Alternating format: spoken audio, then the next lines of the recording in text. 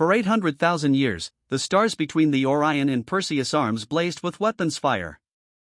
Two mighty civilizations, the Taeyang Empire and the Hyunki Collective, fought a war so ancient that neither side remembered how it began.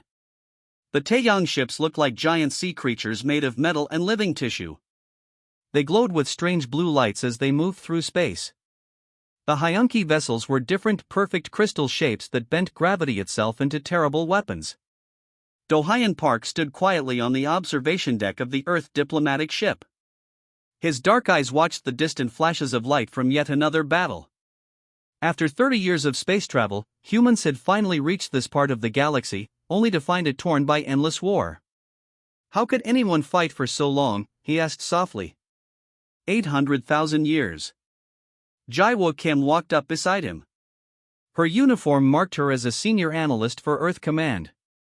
The war has destroyed thousands of species and millions of worlds, she said. Both sides have tried to make peace 17 times. All attempts failed. Do-Hyun shook his head. And now they notice us.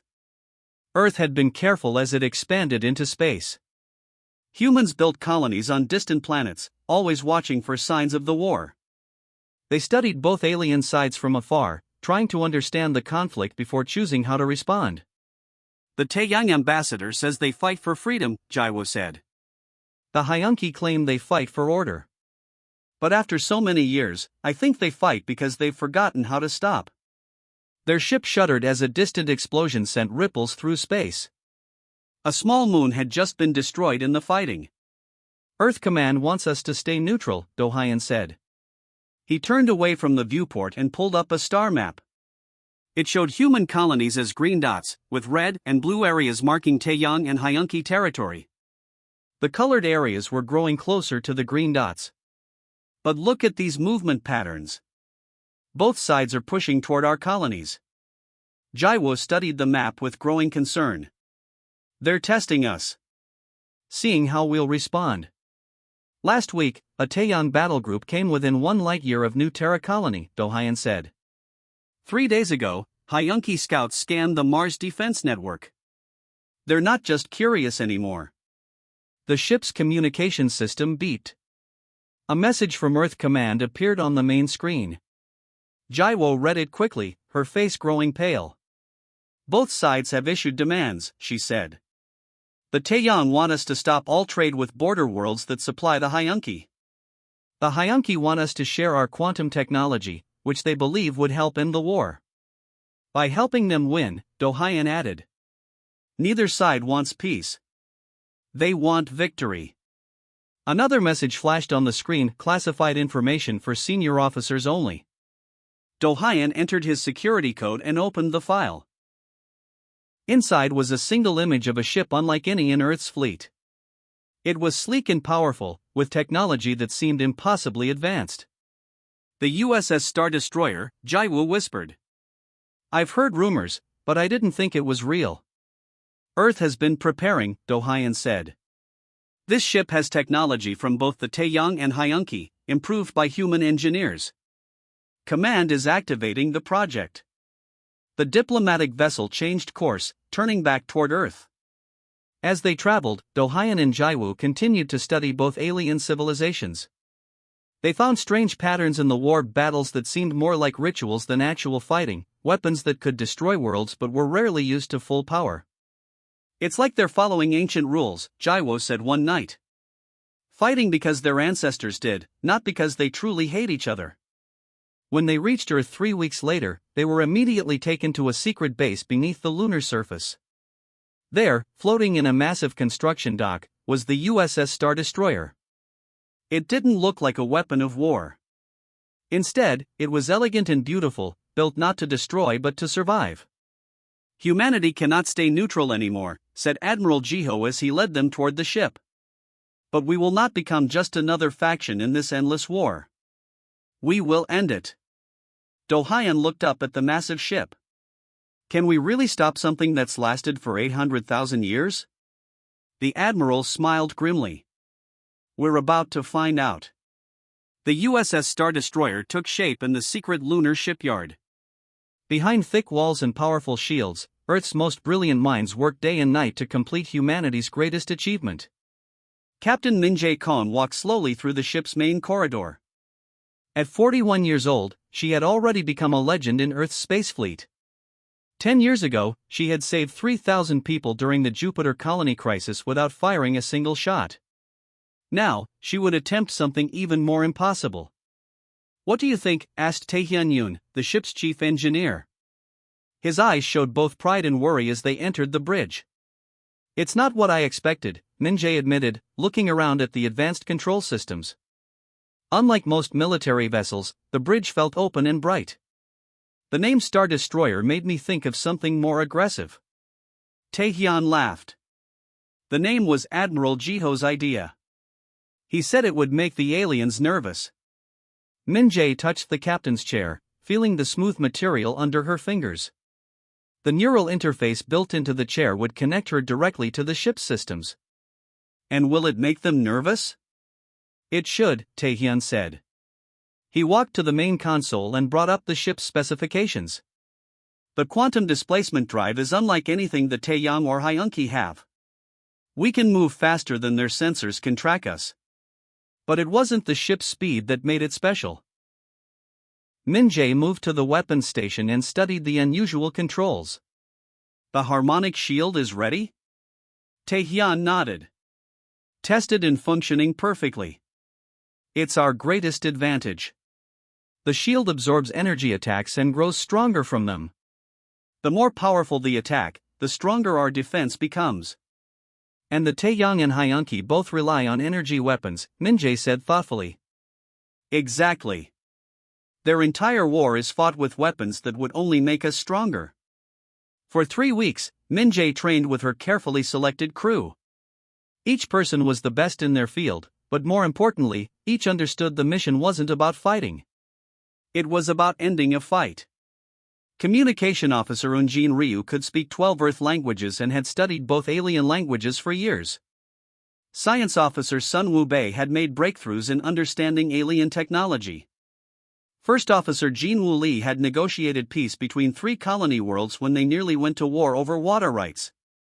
"We're diplomats first, warriors second," Min-jae told them during their final briefing. "Our goal is to end this war, not join it." Admiral Jiho entered the briefing room, his face serious. "The situation has worsened," he said without greeting. "A Taeyang battle group has taken position near the new Terra colony. They demand we provide them with fuel and resources." "And the Hyunki?" asked Jinwoo. "They've sent ships to 3 other colonies with their own demands." The admiral pulled up a galaxy map showing the positions of both alien fleets. "They're testing us, seeing how we respond before they make larger moves." "What are our orders?" Min-jae asked. "Your mission has 3 parts," Admiral Jiho said. "First, demonstrate that humanity cannot be pushed around. Second, gather any information you can about why this war has lasted so long. And third..." He paused, looking each crew member in the eye. "Find a way to end it." Jinwoo laughed nervously. "End a war that's lasted 800,000 years? Just the 5 of us?"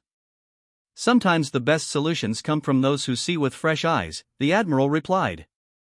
"Both sides have been fighting for so long they've forgotten how to stop. Maybe they need someone to show them the way." The day of launch came quickly. The Stardestroyer's crew took their positions on the bridge as the massive hangar doors opened above them. Through the viewport, they could see Earth shining blue and white against the blackness of space. "Captain," said Eun-jin from the communications station. "I'm receiving an emergency transmission from the new Terra colony. The Taeyang ships have moved closer. They're threatening to attack if their demands aren't met within 12 hours. Min-jae settled into the captain's chair, feeling the neural interface connect with her mind. The ship's systems opened to her thoughts, becoming an extension of herself. "Plot a course for New Terra," she ordered. "Maximum speed." "That's a 3-day journey even for conventional ships," Tae-hyun said. "With our drive, we can be there in 6 hours." Min-jae nodded. "Then we have time to prepare. Sun Woo, continue analyzing the data we have on both civilizations. Wu Jin, review all communication patterns. Jinwoo, prepared diplomatic approaches for both sides. The ship rose smoothly from the lunar surface. As it cleared Earth's gravity well, the quantum displacement drive engaged. The stars stretched and blurred around them, and the USS Stardestroyer vanished into the depths of space, carrying humanity's hope for peace. The USS Stardestroyer dropped out of quantum displacement near the new Terra colony. Captain Min-jae ordered the ship to activate its cloaking system immediately. No one, not the colony, the Taeyang ships, or any Hyunki scouts in the area would detect their presence. Status report, Min-jae said calmly as the ship settled into position. 3 Taeyang warships in orbit around New Terra, First Officer Jinwoo reported. Their weapons are not active, but their stance is threatening. Colony defenses are on high alert. Let's observe before we reveal ourselves, Min-jae decided. For 2 days, the Star Destroyer watched silently.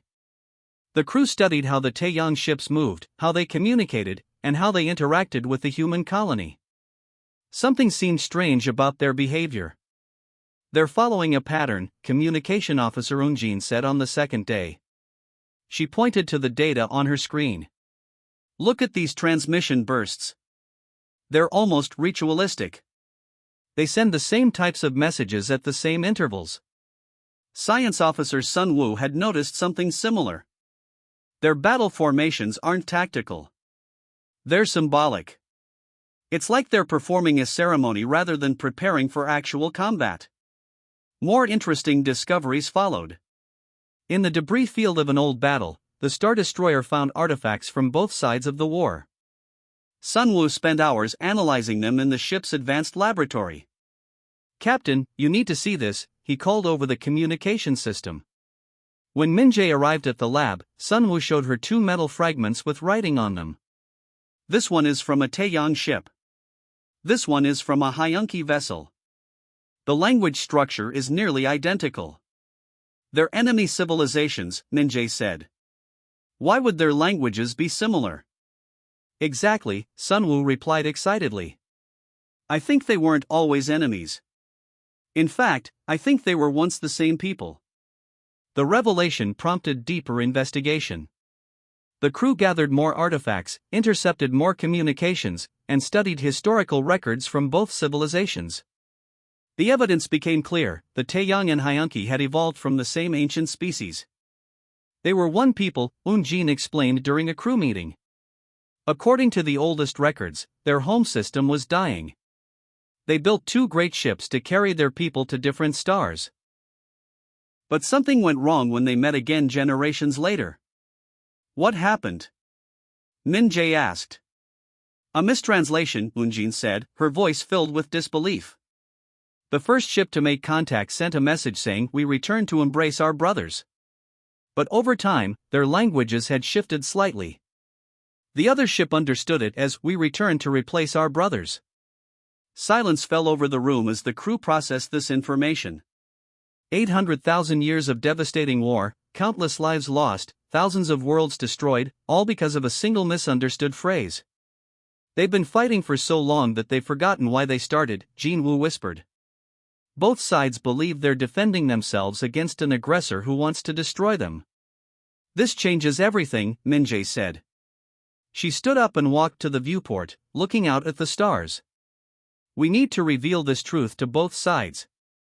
The next day, 3 more ships appeared in the system, Hyunki vessels coming to challenge the Taeyang presence.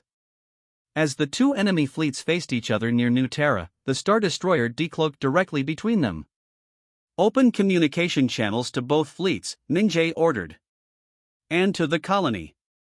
The main viewscreen split to show the faces of the Taeyang commander, a Hyunki leader, and the New Terra governor. All 3 looked shocked by the sudden appearance of the unknown human vessel. I am Captain Min-jae Kong of the Earth vessel Star Destroyer, she announced. We have discovered information critical to both the Taeyang Empire and the Hyunki Collective. I request a face-to-face meeting with representatives from both sides. We do not negotiate with Hyunki vermin, the Taeyang commander growled. The Taeyang cannot be trusted, the Hyunki leader said coldly. Min-jae had expected this response. What if I told you that you were once the same people? That your war began because of a misunderstood greeting? Both alien leaders looked stunned. Before they could recover, Min-jae continued, "We have evidence from your own ancient records. If you truly want to protect your people, you will hear what we have discovered." For several long moments, no one spoke. Then, reluctantly, both leaders agreed to send representatives to the Star Destroyer. As the alien shuttles approached the human ship, Jinwoo turned to Min-jae. "Do you think they'll listen?" 800,000 years of hatred won't be erased in a day, she replied. But this is the first step. For the first time in their history, they'll have to face the truth. The airlock doors opened, and the representatives of two ancient enemies stepped onto the Star Destroyer. The quest to end the galaxy's longest war had truly begun. The meeting room aboard the USS Stardestroyer was designed to be neutral ground. A large circular table dominated the center, with the Earth symbol projected above it. Captain Min-jae sat calmly as the representatives from both ancient powers entered from opposite doors. Commander Daehoon of the Taeyeon arrived first. His skin had a blue tint, and parts of his body were enhanced with living metal. He wore elaborate armor that pulsed with energy. Behind him stood two guards with weapons that seemed to be part of their bodies. High Elder Juhyun of the Hyunki entered next. She appeared almost human except for her crystalline skin that reflected light in rainbow patterns. Her eyes had no pupils, just swirling colors that changed with her mood. Her guards carried no visible weapons, but their hands glowed with contained power. Neither alien would look directly at their enemy. They sat as far apart as the table allowed. "Thank you for coming," Min-jae began. "We have discovered something that changes everything you believe about your war." "Nothing could change 800,000 years of Taeyeon treachery," Commander Daehoon growled. "Or Hyunki brutality," Elder Juhyun added coldly. Min-jae nodded to Science Officer Sun Woo, who activated the room's display system. Ancient symbols appeared in the air between them. "These are the oldest words we could find from both your civilizations," Sun Woo explained. "The writing systems are different now, but look at the basic structure." The aliens stared at the floating symbols. Slowly, their expressions changed from anger to confusion. "This cannot be," Daehoon whispered. "These patterns are sacred to us." "They are from our most ancient texts," Juhyun agreed, momentarily forgetting she was speaking to her enemy. "Because you were once one people," Min-jae said. "Your civilizations came from the same ancestors who sent two ships to different stars when their home system was dying." The aliens looked at each other directly for the first time. Before they could speak, alarms sounded throughout the ship. "Captain," Jinwoo's voice came through the communication system. "Both fleets are moving into attack positions. They think we've captured their leaders." Min-jae stood quickly. "We need to move to the bridge. Now." On the bridge, chaos greeted them. The viewscreen showed dozens of Taeyang and Hyunki ships moving toward the Star Destroyer from all directions. "They're charging weapons," Eun-jin reported. "Open communication channels to both fleets," Min-jae ordered. When the channels opened, she addressed the ship commanders firmly. "This is Captain Min-jae Kong. Your leaders are safe and participating in peace talks. Stand down your weapons." The alien commanders ignored her. The first energy beams struck the Star Destroyer seconds later. "Harmonic shield activated," Taehyun announced. "Working perfectly. The shield is absorbing their attacks." Min-jae turned to Daehoon and Juhyun. "You need to order your fleets to stop firing." "They will not listen," Juhyun said. "They believe you have compromised us." More ships joined the attack. The Star Destroyer's hull began to glow as the harmonic shield absorbed and redirected the energy. "They're doing exactly what we hoped they wouldn't do," Min-jae said. "But maybe we can use this." She activated the ship's special systems. Taehyun, channel the absorbed energy into the historical database projection. As the attacks intensified, something unexpected happened. The energy collected by the shield powered a massive holographic display that expanded outward from the ship. It showed the oldest images from both civilizations, images that were nearly identical. "Look at these," Min-jae told the alien leaders. These are your ancestors. The same people. Your war began because of a simple mistranslation. The attacks suddenly stopped as both fleets saw the projection. In the silence that followed, Minjay explained everything they had discovered: the dying home world, the two ships sent to different stars, and the fateful first contact where we returned to embrace our brothers became we returned to replace our brothers. 800,000 years of war, she said softly, because of a single misunderstood word. Daehoon and Juhyun stood motionless, staring at the images of their common ancestors. Centuries of hatred fought against the undeniable evidence before them. I need to speak with my high command, Juhyun said finally. As do I, Daehoon agreed. Minjay nodded. You have 50 minutes to decide. End this war now, or Earth will be forced to take more direct action to protect our colonies. You threaten us? Daehoon asked, his voice dangerous. No, Minjay replied calmly. I'm offering you a chance to save your people from another 800,000 years of pointless death. The alien leaders withdrew to private rooms to communicate with their governments. The bridge crew waited tensely as the minutes ticked by. Outside, the combined fleets of two ancient enemies surrounded the lone human ship. At exactly the 50-minute mark, both alien leaders returned to the bridge. We will speak with each other, Juhyun announced. Directly, Daehoon added. For the first time in our recorded history. It wasn't peace yet, but it was a beginning.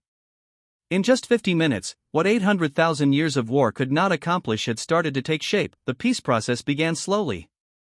After that first meeting aboard the USS Stardestroyer, both the Taeyang and Hyunki agreed to a temporary ceasefire. For the first time in 800,000 years, the weapons fell silent across the galaxy. Many warriors on both sides didn't know what to do with themselves. Captain Minjay Kong remained at the center of the negotiations. The Stardestroyer became a neutral meeting ground where representatives from both ancient powers could talk safely. Neither side fully trusted the other yet, but they were willing to listen. It's strange, Commander Daehoon said one day, 3 months after the first meeting. He stood with Minjay in the observation lounge, watching as Taeyang and Hyunki ships practiced flying together in a joint exercise. For my entire life, I was taught that the Hyunki were monsters who wanted to destroy us. Now I learn we are distant cousins. Change is never easy, Minjay replied. But your people have shown remarkable courage in facing the truth. Not everyone welcomed the ceasefire. Hardliners on both sides protested violently. 3 assassination attempts targeted the peace leaders in the first year. Some colony worlds refused to stop fighting. But slowly, the truth spread, and the fighting diminished. 6 months after that historic day, the USS Stardestroyer hosted the formal peace ceremony.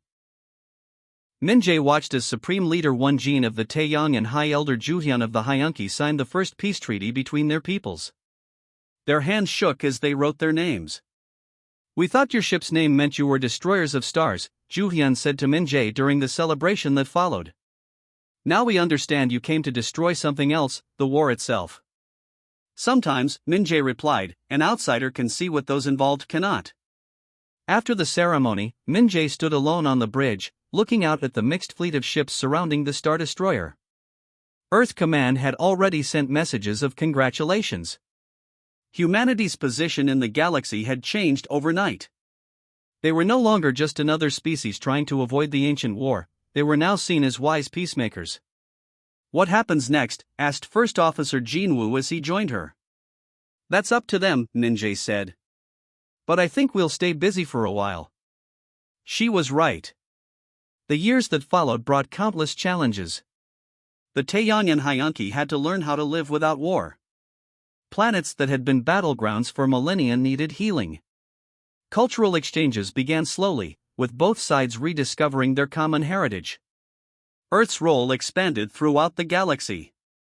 More human ships were built with the Stardestroyer's peaceful technology. They became mediators, teachers, and helpers. Humans visited worlds that had been closed for thousands of years, bringing fresh ideas and perspectives. Captain Minjay became Admiral Minjay, leading Earth's diplomatic fleet. Under her guidance, human ships helped former enemies work together to rebuild damaged worlds.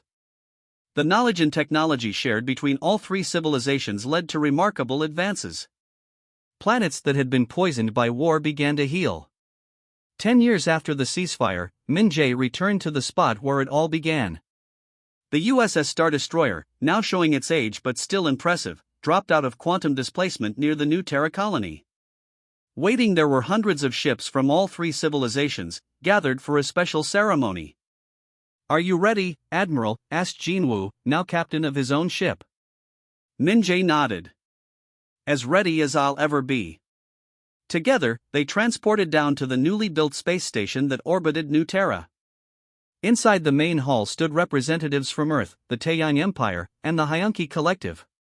At the center was a massive monument, pieces from decommissioned warships from all three civilizations, fused together into a symbol of peace. Supreme Leader Won Jin stepped forward. 10 years ago, we stood as enemies. Today, we stand as partners in the greatest peace the galaxy has ever known. High Elder Juhyun continued, "To honor those who helped us find our common heritage, we named this station New Beginning. May it stand forever as a reminder of what we almost lost, and what we have regained." The crowd applauded as Min-jae unveiled a simple plaque at the base of the monument. It read, "Here ended 800,000 years of galactic war in just 50 minutes, not through force, but through truth. May we never forget where we came from, or where we are going together." 100 years later, the story of the USS Stardestroyer had become legend. Children from all three civilizations learned how a single human ship and its brave crew had ended the longest war in galactic history. The ship itself was preserved as a museum, visited by millions each year. And on planets throughout the galaxy, people looked up at the stars without fear for the first time in 800,000 years, knowing that the universe was finally at peace.